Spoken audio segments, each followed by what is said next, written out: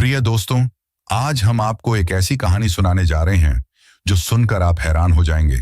एक गरीब नौजवान ने 75 साल की दौलतमंद महिला से शादी कर ली, मगर शादी के 9 दिन बाद जब वह अपनी 75 साल की पत्नी के पास पहली रात बिताने पहुंचा तो उसे देखकर हैरत में पड़ गया। इस बड़ी उम्र की औरत में ऐसा जानदार अंदाज और शारीरिक ऊर्जा थी जो अक्सर 25 साल की उम्र में भी मुश्किल से मिलती है। लेकिन इस नौजवान कबीर ने जो फैसला किया वह कोई सोच भी नहीं सकता था। कबीर एक ऐसा शख्स था जिसकी जिंदगी पर बोझ दिन ब दिन बढ़ता जा रहा था। मां की मौत के बाद पूरा घर और जिम्मेदारियां अचानक उसके कंधों पर आ गिरी। उसका बूढ़ा बाप एक घातक बीमारी से लड़ रहा था। उसके इलाज पर जितने पैसे थे सब खर्च हो गए और सालों की बचत खत्म हो गई। कबीर की 19 साल की छोटी बहन अनुष्का स्कूल में पढ़ती थी। उसकी पढ़ाई, किताबों और फीस के खर्चे बहुत मुश्किल से पूरे हो रहे थे। कबीर की उम्र सिर्फ 22 साल थी, मगर जिंदगी की मुश्किलों ने उसे वक्त से पहले ही गंभीर और जिम्मेदार बना दिया था। दिन रात पढ़ाई के साथ मामूली काम करके घर का खर्च निकल रहा था। उसके चेहरे पर हर वक्त फिक्र की लकीरें और आंखों के नीचे काले घेरे साफ बता रहे थे कि वह अंदर से टूट चुका है। खुशियां और ख्वाब वक्त से पहले ही खत्म हो गए थे और कर्जदारों की धमकियां आम सी बात बन गई थी। एक दिन वह एक नाश्ते की दुकान पर गया जहां सस्ता नाश्ता मिलता था। कबीर ने सोचा कि कुछ खा पी कर चलूंगा। उसने जेब से पैसे निकाले और गिनने लगा। तभी उसकी नजर सामने खड़ी एक औरत पर पड़ी जो उसे गौर से देख रही थी। वह अपनी आंखों से जैसे कुछ कहना चाह रही थी। उसका नाम सोनिया वर्मा था, जो कारोबारी दुनिया में मशहूर शख्सियत समझी जाती थी। सोनिया वर्मा महंगी साड़ी और कीमती गहने पहने हुई थी। सोनिया वर्मा ने कबीर से पूछा, क्या तुम ही कबीर शर्मा हो? कबीर ने चौंक कर उसकी तरफ देखा और हल्की आवाज में कहा, हाँ, मैं ही कबीर शर्मा हूं। उसकी आवाज थकी हुई सी थी। सोनिया कुछ देर उसे देखती रही और फिर आहिस्ता से बोली, मुझे मालूम है कि इस वक्त तुम्हारी जिंदगी में क्या हो रहा है। तुम बहुत परेशान हो। कबीर ने हैरान होकर कहा, मैं कुछ नहीं समझा। वह बोली, मेरा मतलब है तुम्हारे बूढ़े बाप की बीमारी, बहन की पढ़ाई और कर्ज, इन सब बातों ने तुम्हें घेर रखा है। मेहनत करने के बावजूद भी कुछ नहीं बदल रहा। यह सुनकर कबीर का दिल तेजी से धड़कने लगा कि एक अजनबी औरत उसकी निजी जिंदगी के बारे में इतना सब कुछ कैसे जानती है। उसने झिझकते हुए पूछा, आप कौन हैं और यह सब कैसे जानती हैं? सोनिया ने मुस्कुराकर कहा, अगर तुम चाहते हो कि तुम्हारी जिंदगी बदल जाए तो तुम मुझसे शादी कर लो। यह सुनकर कबीर के रोंगटे खड़े हो गए। उसने कहा, यह आप कैसी बातें कर रही हैं? सोनिया ने दोबारा साफ शब्दों में कहा, मैं तुमसे शादी करना चाहती हूं। आखिर एक 75 साल की औरत 22 साल के लड़के से शादी क्यों करना चाहती थी? कबीर ने कहा, यह मजाक है क्या? सोनिया ने कहा, यह मजाक नहीं, तुम्हारे लिए एक पेशकश है। अगर कबूल कर लोगे तो तुम्हारे बूढ़े बाप का इलाज मैं कराऊंगी, तुम्हारी बहन को पढ़ाऊंगी और तुम्हारा सारा कर्ज उतार दूंगी। तुम्हें हर मुश्किल से आजाद कर दूंगी। कबीर के दिमाग में कई ख्याल आने लगे। उसने गहरी सांस ली और पूछा, इसके बदले में मुझे क्या करना होगा? सोनिया ने फौरन कहा, इसके बदले तुम्हें मुझसे कानूनी तौर पर शादी करनी होगी। शादी के बाद तुम अपनी मर्जी से जिंदगी गुजार सकते हो, मगर मेरी कुछ शर्तें माननी होंगी। सोनिया वर्मा की बातें सुनने में जितनी आसान लग रही थीं, उन पर अमल करना उतना ही मुश्किल था। कबीर यह सब सुनकर वहां से चल दिया और सोनिया अपनी महंगी गाड़ी में बैठकर रवाना हो गई। चली गई। कुछ दिन गुजर गए, मगर कबीर घर की बिगड़ती हालत और कर्ज देने वालों के दिन रात के दबाव के सामने बेबस हो गया। उसने सोचा, अगर वह उस अमीर औरत का प्रस्ताव मान ले तो उसके बाप की जान बच सकती है और अनुष्का की जिंदगी भी बेहतर हो सकती है। मजबूरी के आलम में वह सोनिया वर्मा के पास पहुंचा, उसकी तमाम शर्तों से सहमत हुआ और दोनों का निकाह हुआ। गवाहों की मौजूदगी में निकाहनामा पर दस्तखत हुए और शादी सादगी से अंजाम पा गई। कबीर ने पहली बार किसी शानदार हवेली में कदम रखा तो दिल में एक अनजानी घबराहट महसूस हुई। उसे यकीन करना मुश्किल था कि वह अब दुनिया की दौलतमंद तरीन औरत का शौहर है। हवेली उसके लिए किसी शाही महल से कम न थी। जब उसने चारों तरफ निगाह डाली तो आंखें हैरत से खुल गईं। संगमरमर के चमकते फर्श, कीमती सजावट, ऊंची छतें और आलीशान फर्नीचर। जितनी प्रशस्त हो यह इमारत थी, उतनी ही इसमें जिंदगी की चहल पहल भी थी। कबीर जान चुका था कि सोनिया कोई आम औरत नहीं। यहाँ के मुलाजिम सोनिया के हर इशारे के इंतजार में रहते। बरसों से खिदमत करने वाले भी उसके सामने सर झुका लेते। हवेली में कई हसीन औरतें काम करती थीं, मगर कबीर जब भी किसी से कुछ पूछता तो वे छोटा सा जवाब देकर चुप हो जाती, जैसे डरती हों कि कबीर को बुरा न लग जाए। ऐसा महसूस होता जैसे बरसों से यहाँ खुशी बसी हुई है।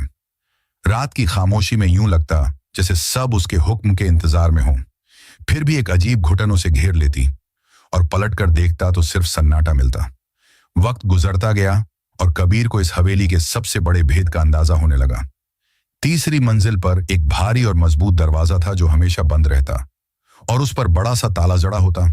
उसकी कड़ी निगरानी होती। कबीर सोचता कि आखिर इस दरवाजे के पीछे क्या छिपा है। जब ताला है तो पहरे की जरूरत क्यों?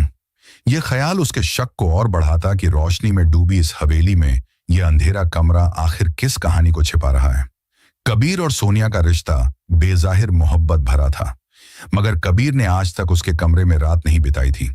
सोनिया चाहती थी कि वह अपनी खुशी से उसके पास आए, जबरदस्ती से नहीं। दोनों में खास कुर्बत नहीं थी। सोनिया दिल से कबीर को चाहती थी, लेकिन कबीर उसकी तरफ देखना भी पसंद न करता। सोनिया अपने काम में मशगूल रहती। जब बातचीत होती तो फौरन खत्म हो जाती। वह कबीर का हाल पूछती, मगर कबीर जरूरत के सिवा कुछ न कहता। खाने की मेज पर दोनों साथ बैठते, मगर न कोई बात होती और न ही एक दूसरे के खानदान के बारे में जानने की कोशिश। यूं लगता जैसे दोनों अलग अलग दुनिया के बासी हों।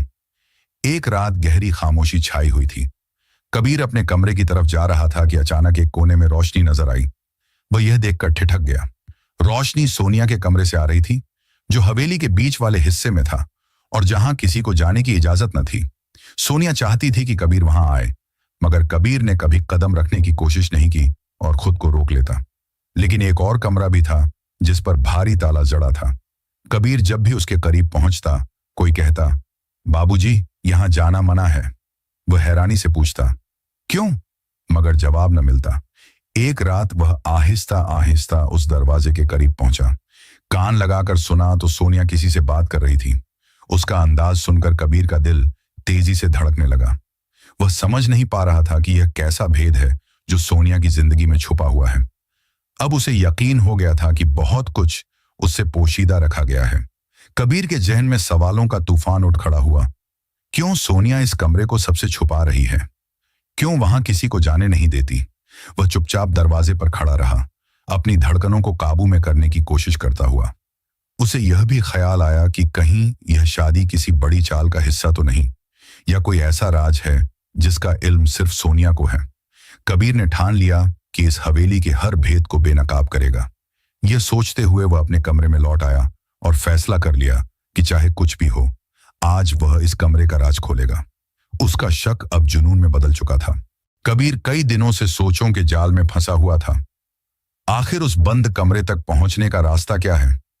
सोनिया वर्मा, जो हमेशा मुस्कुराहट के साथ उस पर नजरें डालती, गो की 75 बरस की बुजुर्ग महिला थी, लेकिन हर मुलाकात में उसकी आंखों में एक नई उम्मीद झलकती।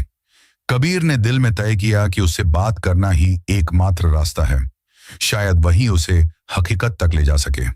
हवेली के सन्नाटे में बस घड़ी की लगातार टिक टिक सुनाई दे रही थी। रात का तीसरा पहर था और कबीर ने अपने कदम उस ममनुआ, मना की हुई दिशा में बढ़ाने का फैसला कर लिया। रास्ता बनाने के लिए उसने सोनिया वर्मा की खास खादिमा से बात की, जो 18 साल की एक बेहद आकर्षक लड़की थी। उसका नाम अनवी था। कबीर ने उससे नरमी से कहा, मुझे सोनिया जी से मिलना है। अनवी इजाजत लेने फौरन सोनिया वर्मा के पास पहुंची। उसके सिवा कोई भी उनके कमरे तक नहीं जा सकता था। पैगाम सुनते ही सोनिया वर्मा के चेहरे पर खुशी की लहर दौड़ गई। उसने अनवी का हाथ पकड़कर कहा, उसे फौरन मेरे पास ले आओ। अनवी ने इशारा करके कबीर को अंदर जाने दिया। वह 22 बरस का मजबूत जिस्म और आत्मविश्वास से भरा चेहरा लिए दरवाजे तक पहुंचा और हल्की सी दस्तक दी। दरवाजा खुलते ही सोनिया वर्मा ने एक गर्मजोश मुस्कुराहट से उसका इस्तकबाल किया। कमरे में गुलाबों की खुशबू बसी हुई थी और उनकी आंखों में अजीब सा प्यार झलक रहा था। कबीर ने आहिस्ता से कहा, सोनिया जी, आप तो 25 साल की लगती हैं। ये राज क्या है? वह हंस पड़ी।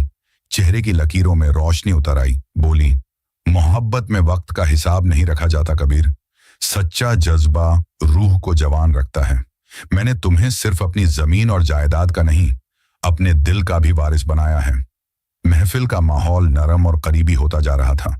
कबीर बिस्तर के करीब बैठा और सोनिया वर्मा आहिस्तगी से उसके पहलू में आ बैठी।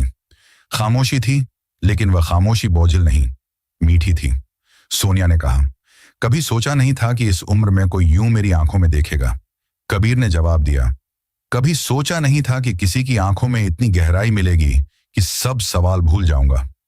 सोनिया की आंखों में नमी थी और लबों पर सुकून भरी मुस्कुराहट। वह बोली, मैंने मोहब्बत के इंतजार में बहुत कुछ गंवा दिया, मगर दिल आज भी धड़कता है। कबीर ने उनका हाथ थाम लिया और उनके लम्स स्पर्श में एक नई शुरुआत की गर्मी महसूस हुई। कबीर बोला, आज सब कुछ सच्चा लग रहा है। सोनिया ने उसके कंधे पर सर रखते हुए कहा, औरत जब अपने मर्द को अपना मान लेती है तो वह लम्हा उसकी जिंदगी का सबसे कीमती लम्हा होता है। कबीर ने उनके माथे को चूमते हुए कहा, आज मैं तुम्हारा हूं, बिना किसी शर्त के। बाहर बारिश की हल्की बूंदें गिरने लगीं, हवा में खुशबू फैल गई, वक्त जैसे रुक गया हो। सोनिया ने उसके सीने पर हाथ रखकर कहा, यह धड़कन अब तुम्हारी है। जब तक ये चलती रहेगी, मेरा वजूद भी तुम्हारे साथ रहेगा। वह करीब आई और धीरे से बोली, मैंने जिंदगी में बस 2 बार जी भर के सांस ली है। एक जब तुमने मुझे बीवी कहा और दूसरा जब तुमने मुझे अपना मान लिया। कबीर ने उनके बालों को सहलाया। सोनिया के होंठ कांपे, मगर सिर्फ एक जुमला निकला, आज मेरा ख्वाब पूरा हो गया। उस रात न कोई वादा हुआ, न कोई कसम, लेकिन आंखों ने सब कुछ कह दिया। कमरा अब एक आम कमरा नहीं रहा था, बल्कि मोहब्बत की कहानी का पहला गवाह बन चुका था। कबीर समझ गया कि वह राज ढूंढने आया था, मगर यहां दिल का राज पा बैठा। सोनिया ने मुस्कुराकर उसके होंठों पर उंगली रखी और कहा, खामोश रहो और बस महसूस करो। वह लम्हा उन दोनों के लिए हमेशा जिंदा रहने वाला था, जैसे बारिश की खुशबू जमीन में उतरकर कभी नहीं मिटती। कबीर की नजरें हैरत से फैल गईं, गोया सामने 25 बरस की नहीं, बल्कि 25 साल की ताकतवर औरत खड़ी हो। उसकी हर हरकत में ऊर्जा थी, हर लम्स में एक तड़प, जैसे बरसों की प्यास आज बुझने वाली हो। सोनिया वर्मा ने कबीर को अपनी बाहों में समेटा, नाजुक अंदाज में नहीं, बल्कि पूरी कौवत के साथ। ये रात मेरी है और तुम भी मेरे हो। कबीर के लिए कुछ करने की गुंजाइश बाकी न रही। वह खुद ब खुद इश्क की गहराई में उतर गया। मोहब्बत की मौजें सोनिया ने खुद उठाईं और कबीर उनमें बहता चला गया। वह शब हवेली की सबसे रंगीन रात ठहरी। यह सुहाग रात नहीं थी, बल्कि एक बेकाबू मोहब्बत की हिकायत बन गई। जैसे ही सूरज की पहली किरण खिड़कियों से अंदर आई, नौकरानियां दबे लफ्जों में सरगोशियां करने लगीं। नौकरानियां सरगोशी में हंस हंस कर कह रही थीं, आज तो मालकिन ने जवानी को भी पीछे छोड़ दिया है और कबीर साहब तो उनके प्यार के असीर हो गए हैं। कबीर के जहन में बार बार एक सवाल गूंजता, उस पुराने कमरे में ऐसा क्या छुपा है जिसका जिक्र सब दबे लफ्जों में करते हैं। उस रोज जब वह कमरे के करीब पहुंचा तो देखा कि दरवाजा आधा खुला है। इस मंजर ने उसकी धड़कनें तेज कर दी। उसने हिम्मत करके आहिस्ता से दरवाजा खोला और अंदर कदम रख दिया। कमरे की मध्यम रोशनी और पुरानी लकड़ी की खुशबू माहौल को परअसरार बना रही थी। दीवारों के साथ रखा फर्नीचर बरसों पुराना था। कमरे के एक कोने में एक बड़ी सागवान की अलमारी खड़ी थी, जिसमें पुरानी फाइलें भरी हुई थीं। मगर कबीर की नजर एक मेज पर जा टिकी। मेज पर एक छोटा सा संदूक रखा था, जिसकी धातु पर झंग लग चुका था। वह धीरे से उसके करीब गया, ढक्कन खोला तो अंदर एक जर्द किनारों वाला लिफाफा रखा था, जैसे बरसों से किसी ने उसे संभाल कर रखा हो। कबीर ने एहतियात से लिफाफा निकाला और आहिस्ता से खोल दिया। अंदर से एक पुरानी तस्वीर निकली। इसमें कबीर के वालिद राजीव मल्होत्रा और सोनिया वर्मा एक दूसरे के साथ खड़े थे। वालिद के होंठों पर एक हल्की मुस्कुराहट थी। ये मंजर देखकर कबीर के कदम जैसे जमीन में गड़ गए। इतने में पीछे से एक मामूस आवाज सुनाई दी, तो आखिर तुमने राज ढूंढ ही लिया? कबीर ने पलटकर देखा। सोनिया वर्मा दरवाजे पर खड़ी थी। उसकी आंखों में न खौफ था न हैरत, जैसे ये लम्हा वह पहले ही सोच चुकी हो। कबीर ने घबराकर तस्वीर अपने पीछे छुपा ली और कहा, यह शादी कोई मोहब्बत नहीं थी, यह तो एक इंतकाम था। सोनिया वर्मा धीरे से मुस्कुराई। कबीर, तुमने मेरी सोच से भी ज्यादा तेजी दिखाई। कबीर ने गुस्से में कहा, तुमने मेरी मजबूरी का फायदा उठाया, मेरे बाबू से बदला लेने के लिए मेरा इस्तेमाल किया।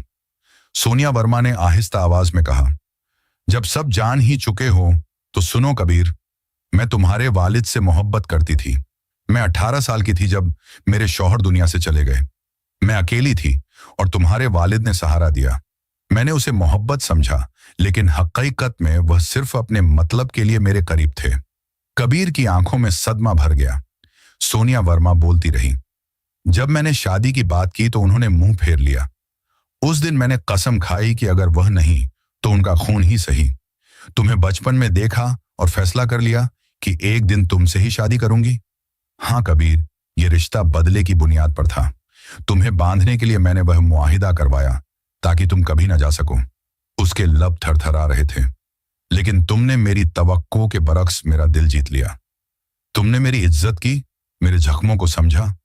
तुम्हारी इंसानियत के आगे मेरा बदला हार गया। मैं तुम्हारी मोहब्बत में क़ज़ैद हो गई। कबीर का गुस्सा धीरे धीरे कम होने लगा। वह बोला, तुमने मुझे कैद करना चाहा, लेकिन खुद मेरे प्यार की कैद में आ गई।